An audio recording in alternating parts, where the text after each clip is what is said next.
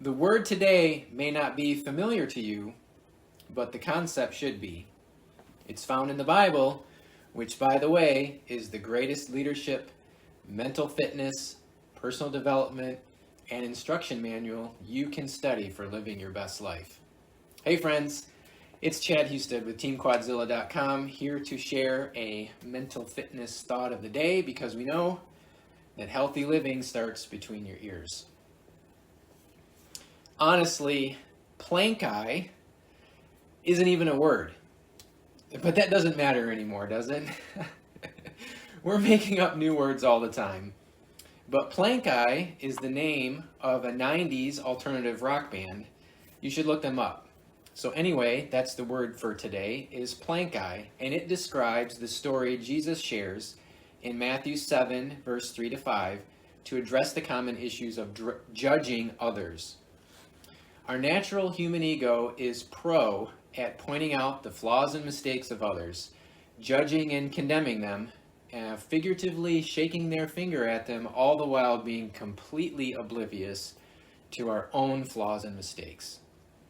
Or at the very least, excusing and rationalizing them as less severe than someone else's. Have you ever been guilty of this? I know I have. Kind of seems like our culture has turned to guilty until proven innocent instead of the other way around. But we don't have to live this way. The point Jesus is making is that we must take regular, sober self-assessment of our own flaws and mistakes before we judge someone else. We expect others to have grace with our flaws, and we sure appreciate it when others are patient and merciful to us, right?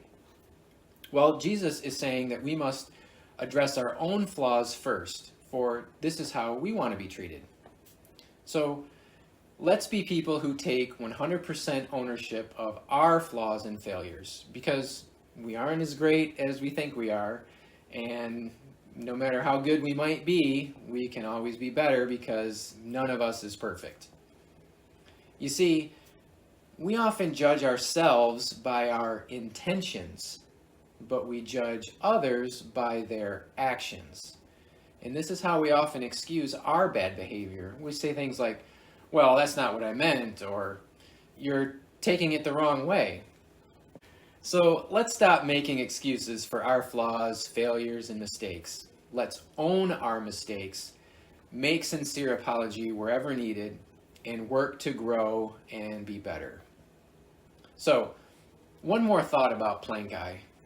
If we're honest with ourselves, we might notice that often the things that we are ready to condemn another person for are quite similar to our own flaws. Think of your pet peeve. Check yourself to be sure that you aren't guilty of the same thing. If so, remove the plank from your own eye so that you can see clearly to help another with the speck of dust in their eye. This is the way. By the way, there's a limit to how much better we can get at slaying bad habits or improving behavior, because the natural ego inside of us is bent to selfishness and pride. But Jesus offers us His Spirit to live inside of us, and when we put our trust in Him, the Spirit guides us, it directs us, our steps, and it keeps us from making a mess of things.